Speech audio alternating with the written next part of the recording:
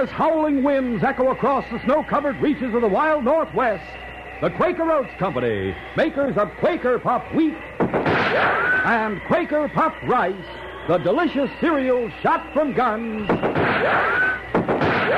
in cooperation with the Mutual Broadcasting System, present by special recording Sergeant Preston of the Yukon. It's Yukon King, swiftest and strongest lead dog of the Northwest, breaking the trail for Sergeant Preston of the Northwest Mounted Police in his relentless pursuit of lawbreakers. King, on you, Husky! Gold discovered in the Yukon. A stampede to the Klondike in the wild race for riches. Back to the days of the gold rush. And the adventures of Sergeant Preston and his wonder dog, Yukon King, as they meet the challenge of the Yukon.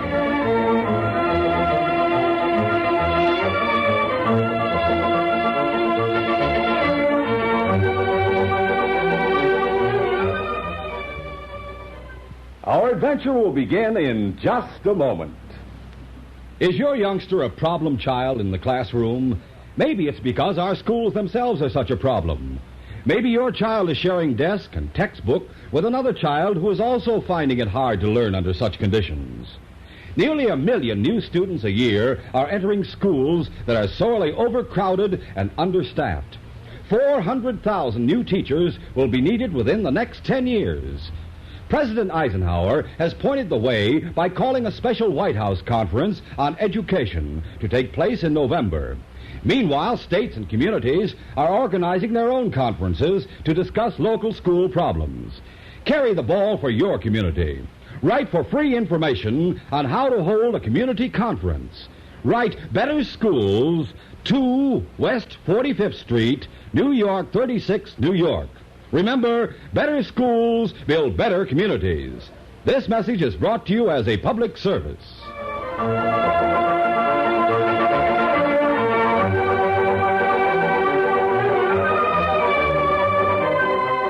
The town of Chilliwaw, located a few miles from Whitehorse, consisted of a few houses, a dance hall, a couple of cafes, and the bank, which served the prospectors who worked in the surrounding hills. Martin Garner, owner of the bank, looked out the window and saw an old man leaning into the wind with a small dog at his side. He spoke to his clerk. Well, Joe, looks like Toby Dixon's back in town. Oh, Toby, yeah?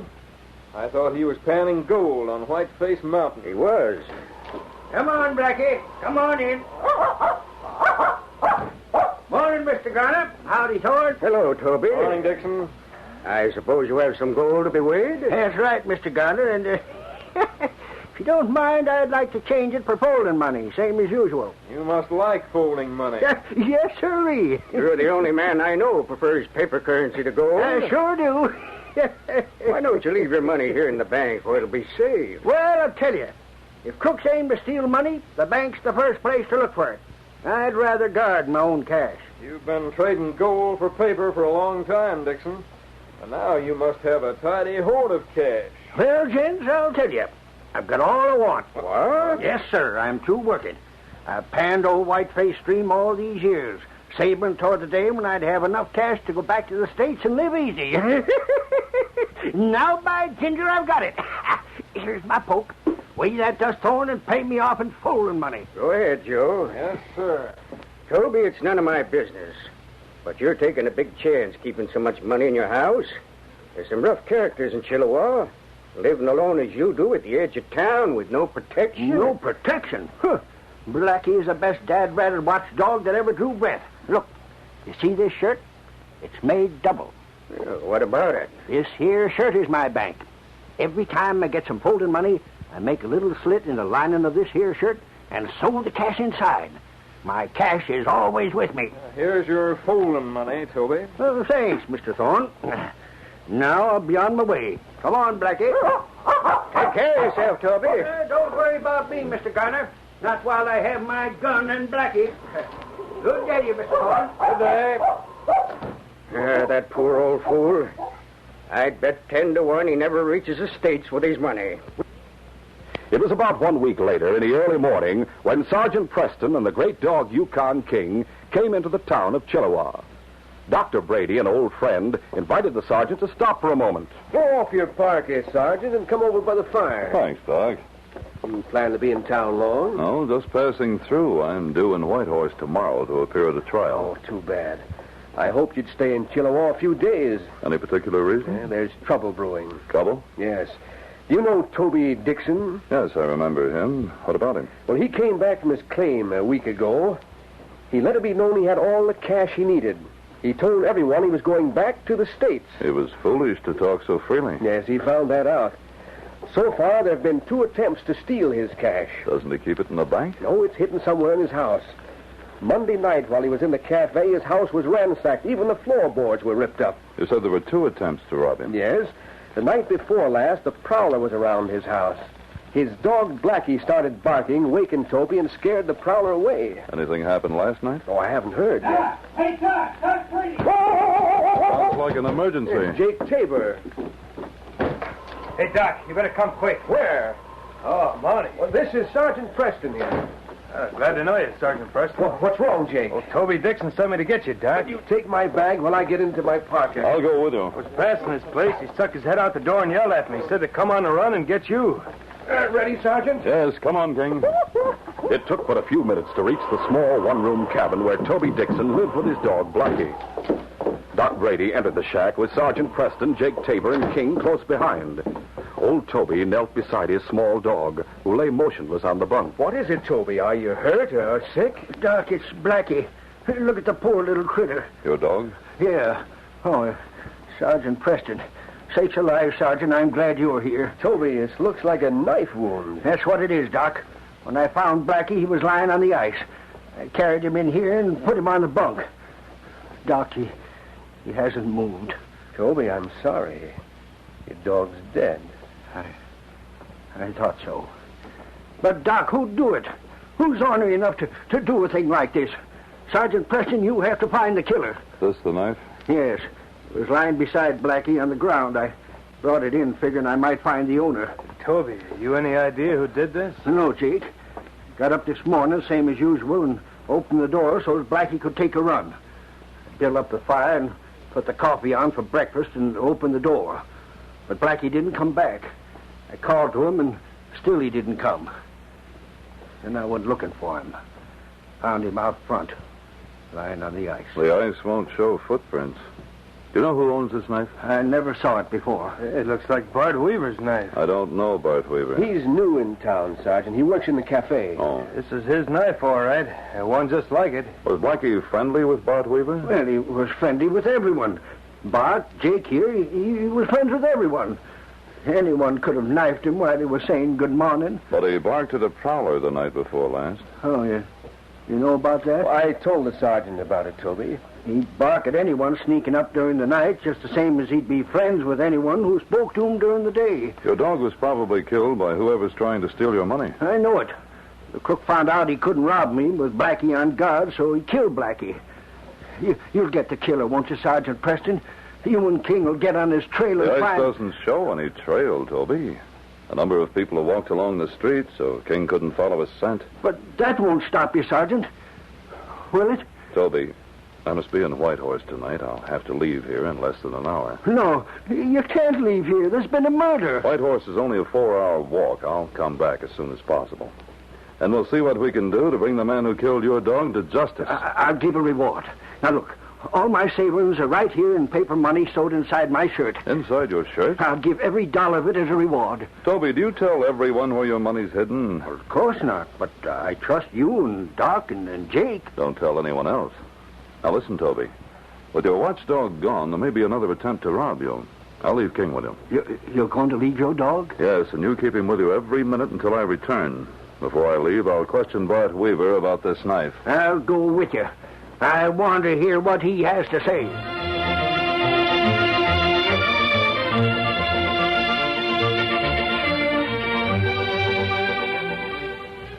We'll continue our adventure in just a moment. Say, kids, how about you and your whole family going to the baseball game? You'll have the time of your lives. Seeing those smashing home runs, watching exciting double plays and strikeouts, eating peanuts and Cracker Jack. Why not go this very week? Come out to the ball game as guest of a major or minor league team. Yep, admission is absolutely free if you are 12 years or younger and bring mom or dad or another paying adult. And you can get your free ticket immediately. No mailing, no waiting. Free baseball tickets are right inside packages of Quaker Puffed wheat, Quaker Puffed rice, and Muffet shredded wheat. In Quaker Pack 10, you get 2 free tickets. Names of the teams and dates of the games are on every ticket. Remember, the more packages of these delicious Quaker cereals Mom gets, the more free baseball tickets you get. So tell Mom you want to eat lots of Quaker Puffed wheat or puffed rice, Muffet shredded wheat or Quaker Pack 10. And just think of the fun you'll have at the ball game, seeing real star players in person and cheering for home runs.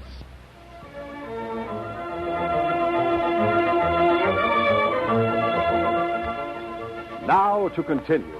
Doc returned to his office, and Jake remained to bury Blackie, while Sergeant Preston, accompanied by Toby and King, called on Bart Weaver in the cafe. Bart looked at the knife. Well, that's my knife. I lost it a couple of weeks ago. Where'd you get it, Sergeant? I found it. It was used to kill my dog. Oh, Toby, I'm sorry to hear that. Mighty sorry. I know how much you thought of Blackie. Sergeant Preston questioned the man at length, but Bart stuck to his story of having lost his knife some time previously.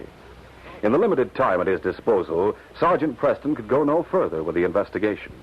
He and King returned to Toby's house. Toby, I'll be back from White Horse as soon as possible. All right, Sergeant. Now, remember what I told you about King. You, King. You're to take care of Toby. Understand, boy? What about feeding him, Sergeant Preston? He's been taught to take no food from strangers. But sakes alive, he has to eat. And I have a first-rate caribou hanging out back. It's all skinned and dressed. I'll show it to King and make him understand it'll be all right to eat it. Good. Come around to the back of the place and I'll let you see it. Come on, King. Sergeant Preston made King understand that he might eat food offered by the old man, and then he left for White Horse. That night at supper time, Toby cut off a good-sized slab of the caribou meat, never suspecting it had been poisoned by a prowler while he and King were away from the cabin. King ate well, but Toby, grieving for his dog, ate nothing. He turned in earlier than usual and tossed restlessly for some time before he finally fell asleep. It was the middle of the night when a figure crept stealthily to the cabin door, opened it, and went inside. There was no alarm from King. The great dog lay motionless near the foot of Toby's bunk, more nearly dead than alive, a victim of the poisoned meat. Toby, sleeping lightly, was awakened by the creaking floorboards. I hear someone. Who are you? He saw a dark form standing close to the bunk. What are you doing here? A pistol barrel thudded against poor Toby's head with stunning force. The old man went limp. It was late afternoon of the following day when Sergeant Preston returned to Chilliwack. Traveling on foot over the icy trail, the Mountie reached the edge of town when he saw Bart Weaver. At the same moment, Bart saw Preston and ran to meet him. Hey, Sergeant! Sergeant Preston! Sergeant, I have something to tell you. What is it, Weaver? I'm in a hurry. Someone knocked old Toby out, made off with all his money. It was sewed inside his shirt. But I left King to guard Toby. The dog was poisoned. What? Doc Brady's still at Toby's place. He's been there since... See you later. Yeah, but Sergeant... Sergeant Preston didn't wait to hear the rest. He ran to Toby's cabin. Sergeant Preston! Doc, I heard about King. King, what have they done to you, boy? Oh, Doc, he's as weak as a kitten. Yes, he's very weak. Where'd you hear about him? I met Weaver. He said King had been poisoned. Your dog is past the crisis. He's out of danger. Thanks to Toby's quick work. Oh, Toby, forgive me. I was so concerned about King, I forgot that you'd suffered a great loss. Oh, that's all right. What happened last night? Well, I fed King some of the caribou I had hanging out back. I didn't have any myself. I wasn't hungry. He turned in, and sometime during the night, I woke up. I heard the floor creaking from someone moving inside the house. Could you see who it was? Well, it was too dark. Then something hit me on the head. I reckon the man must have got accustomed to the dark to see my head. I was knocked out. I came to and struck a light. Then I saw King stretched out on the floor, his legs stiff as ramrods, and he was shaking like with the ague. What'd you do for him? I knew it was poison. I'd seen it work before. I melted some tallow and poured it down his throat. He got rid of some of the poison. Then I gave him more hot tallow and kept it up till daybreak. I didn't dare leave him long enough to go for Doc. I just happened to drop in this morning. I've been here ever since. Toby, I can't begin to thank you for what you've done. But I give you my word I'll not rest until I recover your money and find the man who killed your dog. King was carefully moved to Dr. Brady's home, where Sergeant Preston was to stay for the next few days. While King regained his strength, the Mountie put forth every effort to find evidence against the man who had ransacked Dixon's home, stabbed Blackie, poisoned King, and stolen old Toby's money. But his efforts led nowhere. It was evening when he sat with the doctor in front of the fireplace. King lay on the floor nearby. King seemed quite lively when we went for a walk tonight, though. Yes, he's nearly back to his normal strength. Will he be able to go with me tomorrow? Yes, if you don't overwork him. Oh, good. You hear that, King? He'll be glad to be back at your side. Sergeant, have you any ideas about the identity of the poisoner? Yes, I have. You have? I think I know who he is, but what I think isn't sufficient evidence. What's more, King's reaction doesn't confirm my suspicion. Well, I don't understand. Doc, do you remember the first attempt to get Toby's money? Yes, someone ransacked his house while he was in the cafe. The thief didn't know where the cash was hidden. Well, if he had, he wouldn't have searched the house. But the night King was poisoned, the thief knew where to go for the cash. He slugged Toby and stripped off his shirt. At that time, few people knew where Toby kept his cash. The banker knew it. So did his clerk. Toby told them. They knew it before the house was ransacked. If Garner or Joe Thorne were the thief, they'd have known where to find the cash. Well, that's good logic. They wouldn't have ransacked the house. Now, when the thief actually got the cash, he slugged Toby and stripped off the shirt. That means that the thief is a man who learned about the shirt on the day of the robbery. That narrows it down. So one man, Jake Tabor, was with us when Toby told about his shirt. Preston, I think Jake Tabor's your man. But there's not a shred of evidence to back my suspicion. Furthermore, King doesn't bristle when he sees Jake. Yes. King was almost friendly when Jake called here to inquire about him. King was partially paralyzed with the poison when the money was stolen. He couldn't warn Toby. But, Doc, I think he'd remember the scent of the intruder, and he'd hate it. Maybe he was more nearly unconscious than you think. In any event, I think I've found a way to trap Jake and make him show his hand. But I'll need your help. Count on it. What shall I do? Call on Toby tonight. Tell Toby that he's to pretend illness. Then go to the cafe and tell Bart Weaver and a few others that you're worried about Toby. Hint that he might be coming down with a serious disease, one that's contagious, one that might infect anyone coming in. It was 1 hour later when Doc Brady visited the cafe. Bart, I just came from Toby's place, and I'm worried. Poor old Toby. His luck is sure running bad. Hey, Doc, what's that about old Toby? Oh, hello, Jake. Hello. Toby have more trouble? He's sick, Jake. It might be critical. I'll know more about him in the morning. Yeah, what's wrong with him? He might have something like smallpox, or even worse. Did I hear someone mention smallpox? Yes, you did, Thorne. Doc was saying Toby has something that's worse than smallpox. I'm not sure. I'll see what develops in the morning. Worse than smallpox. Hey, Doc, is it catching? If Toby has the fever I'm thinking of, we'll have to put a guard at his cabin to be sure no one gets close to him. Doc, I suppose you can cure Toby. I'll do my best. I'll hurry to White Horse and get a special medicine. The only thing that will prevent or cure such a disease. Prevent it? It would immunize a man who'd be exposed to it. Will you get enough of that medicine to protect the rest of us here in town? Oh, that would be impossible, Bart. It's a very scarce medicine. I'll have a hard time persuading the doctor in White Horse to give me enough for Toby. There's very little of that medicine in the Yukon Territory.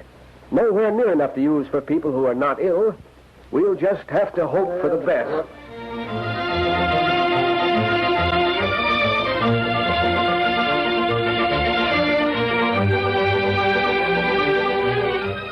We'll continue our adventure in just a moment. It's a hit! There it goes into the right field stands. It's a homer! Oh, boy, kids, what fun it is at the ballpark. Come on out to the game. Come now as guest of a major or minor league team. It's your chance to get free baseball tickets. If you are 12 years or younger, you can see a major or minor league baseball game free with a paying adult like Mom or Dad. Bring the whole family and make a big day of it. This very day, or first thing tomorrow morning, you can get a free baseball ticket.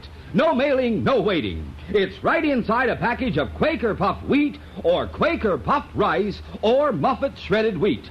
Or buy Quaker Pack 10 and get 2 free baseball tickets. Names of teams and dates are on every ticket. Hurry to get your free baseball ticket in the special package of Quaker Puffed Wheat or Rice, Muffet Shredded Wheat, or Quaker Pack 10.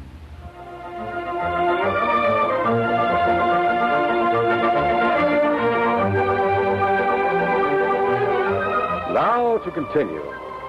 After Doc had left the cafe, the news spread rapidly. By the following morning, the whole town was buzzing with talk of old Toby's mysterious ailment. Poor old critter, I'm sorry for him. Standing in front of Doc Brady's house, Sergeant Preston heard snatches of conversation from the passers-by. Then the doctor came out of the house, dressed for travel. Ready, Doc? Yep. How's our plan working? First rate so far. Sorry you have to go to Whitehorse. Oh, it'll do me good. I should be there by noon and back here sometime in the late afternoon. I'll keep an eye on Jake. If he's guilty, he'll be worried about the shirt in his possession. As the day passed, Dr. Brady journeyed to Whitehorse on the pretext of getting special medicine. Meanwhile, Sergeant Preston kept a sharp and unobtrusive watch on Jake Tabor. Jake went about his normal pursuits, and in mid-afternoon became engaged in a poker game in the cafe. Sergeant Preston and the great dog Yukon King waited outside the door. When it was time for Dr. Brady to return to Chilliwack, Jake still lingered at the card game. The Mountie glanced at his watch with increasing frequency as the minutes dragged into an hour. And then Jake came out of the cafe. Oh, hello, Sergeant Preston. How'd you make out, Jake? I won a tidy sum from the boys. They're all worried about catching Toby's fever. Mines aren't on their game. I see. I won enough to buy new clothes. I'm on the way to spend it before I get in another card game. I'll see you again. Well, King, he doesn't act like the guilty man.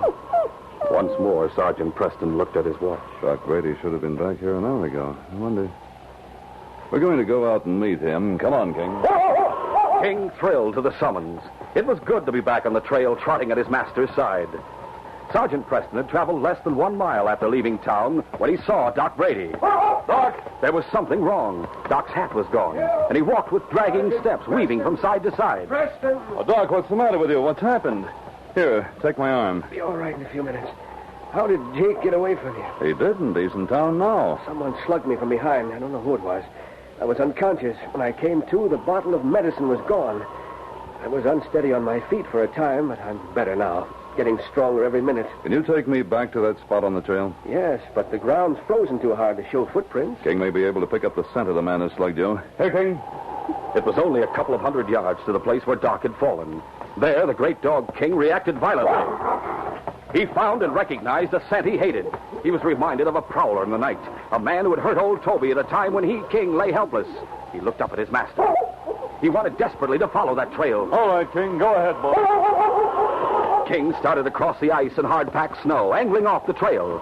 Then he cut back toward town and went directly to a small house. He snarled and barked and clawed at the door until his master caught up. All right, King, we're going in. The door was opened by Joe Thorne, clerk in Garner's bank. That dog! Get down! Get down! Down, King. What's the matter with him? He hates crooks, Thorne. Crooks? You knocked Dr. Brady down. No, King no, has the scent. He followed you. I think a search of this house might reveal the bottle of medicine you took from Dr. Brady. Doc's on the way here, and he'll identify it. And a search might reveal Toby Dixon's money in his shirt. Get that dog out of here. He's on the track of something. Get out of there, you mutt. Get away from that bed. Get away. He's found something. I'll kill you, dope. Oh. I'll take that gun. You- Get on your feet. Oh. Stand over there. I'll see what King's trying to pull from under that mattress. Preston, this is Thorne's house. Come here, Doc. See what King's found. Toby Dixon's shirt. What, then Thorne is the thief? And here's Toby's money. That dog. That confounded dog. Dog you tried to poison, and you tried to frame Bart Weaver for stabbing Blackie. I found his knife. I meant to return it to him. And when I learned that old Toby had money, well, you know the answer. Why did you ransack the house on the first night you tried to steal the money? I didn't the first night, Preston. It was Garner, my boss. The banker? Yes, he was afraid someone would rob Toby, so he went to the house and messed things up a little, hoping to scare the old man into putting his cash into the bank. I'll be doggone. He was sure someone would get the cash inside that shirt, and so was I. I thought I might as well be the lucky one. I'm telling you this because I'm done for. I've been handling that germ-laden shirt so much, I'm sure to catch the fever. Fact is, I feel the beginning of it already. Nothing could help me. What about the medicine you stole? Look in the next room. I was just about to drink it when I looked out the window and saw that dog coming. I dropped the bottle and it broke. The medicine's gone. It won't matter, Thorne, because you see, old Toby's just as well as I am. What? That medicine was just ordinary bitter. What? Tricked. Outguessed all the way. Thorne, you poisoned the caribou that old Toby planned to eat, and that's attempted murder. For that and the robbery, to say nothing of what you did to Blackie and the King, I'll make it my business to see that you get the full limit of the law. Now come with me. On the way to jail, we'll return Toby's money and tell him that this case is closed.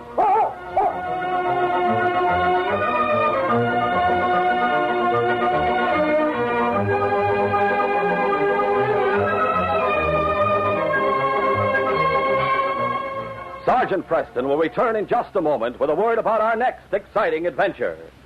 Here's a Mutual note for you. Mutual is a network that has programs you can enjoy throughout the week. If you like question and answer fun, then you'll find there are all sorts of quiz programs you can listen to on Mutual. You can try and outguess the contestants and see if you know the right answer before they do. Even if you don't know, it's loads of fun listening to others. And you can learn a lot at the same time, too. And some of you boys and girls probably have favorite songs and favorite singers that you like to listen to. When you tune into Mutual, you'll hear many of the stars you like best, singing and playing the kind of music you enjoy most. Don't forget, too, there are programs of outdoor adventure and others of barn dance music and jamboree. There's plenty of good listening waiting for you on your Mutual dial. Tune in every weekday afternoon for Mutual's famous programs, especially designed for adventure lovers. And remember to listen other times as well for different kinds of programs you like over most of these stations.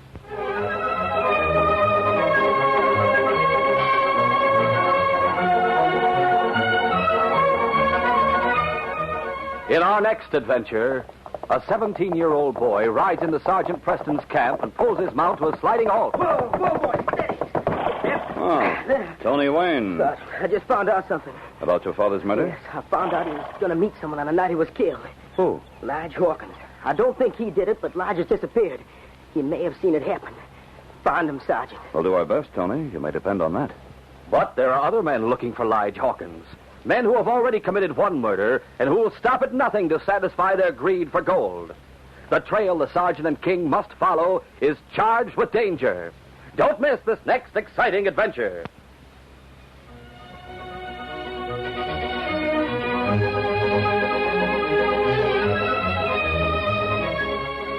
These Sergeant Preston of the Yukon Adventures are brought to you every Monday through Friday at this time by the Quaker Oats Company, makers of Quaker Puffed Wheat and Quaker Puffed Rice, the delicious cereals shot from guns.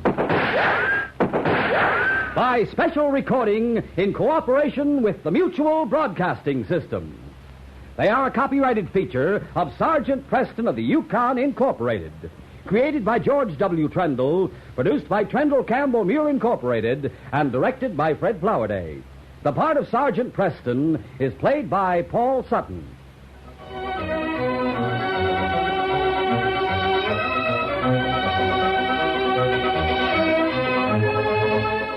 This is J. Michael wishing you goodbye, good luck, and good health from Quaker Puffed Wheat and Quaker Puffed Rice. So long. This is Mutual, Radio Network for all America.